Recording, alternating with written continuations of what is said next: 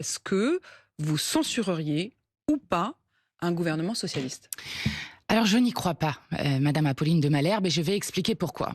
Tout le monde fait comme s'il ne s'était rien passé depuis un an. Si depuis un an, nous n'avions pas un président de la République qui avait non seulement violé le résultat des urnes, mais qui en plus de cela avait brutalisé la démocratie et le peuple français, qui a nommé et a choisi de nommer comme ministre de l'Intérieur celui qui s'inspire de l'extrême droite et qui l'a laissé pendant plus d'un mois et demi faire les relations avec un pays Vous étranger, parlez de Bruno Retailleau. l'Algérie. Mais Bruno attendez, Retailleau. là vous êtes en train de Donc me dérouler. maintenant nous expliquer Mathilde Panot, que ce même Mathilde Panot. président J'ai bien pourrait compris, nommer... vous n'y croyez pas. Mais il y en a beaucoup qui y croient. Et donc, on va prendre le temps de comprendre ce que vous estimez d'Emmanuel Macron. Mais Je vais vous dire. certains à gauche, et j'ai reçu ce matin l'un des députés socialistes, ils disent on n'a jamais été aussi près d'y être. Marine Tondelier dit on n'a jamais été aussi près d'un gouvernement de gauche.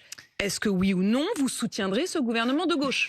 Nous avons dit que nous censurons tout gouvernement qui continuerait une politique macroniste, qui obtiendrait quelques miettes par-ci par-là, et que donc, du coup, puisque le Parti socialiste dit qu'il ne veut pas gouverner avec nous, la question est, avec qui souhaite-t-il gouverner? Moi, je vais vous dire, je ne crois pas que Emmanuel Macron puisse nommer un gouvernement de gauche, en tout cas pas sur un programme de rupture, et j'observe qu'en ce moment, Monsieur Faure discute avec Gabriel Attal, donc, en ce moment, à ce stade, demander une cohabitation avec le président de la République, c'est non seulement sauver Emmanuel Macron alors qu'il est lâché de toutes parts, mais aussi faire perdre du temps au pays. Vous êtes en train de dire que les socialistes font ça pour sauver Emmanuel Macron? Je crois que ceux qui ont peur du retour devant les urnes, et nous demandons le départ d'Emmanuel Macron, veulent continuer d'une manière ou d'une autre une politique macroniste. Et c'est ce qu'on observe ces derniers temps. Et je crois que lorsque vous avez 73% des Français qui demandent le départ du président de la République, lorsque vous avez y compris des anciens premiers ministres macronistes qui eux aussi disent qu'Emmanuel Macron doit partir,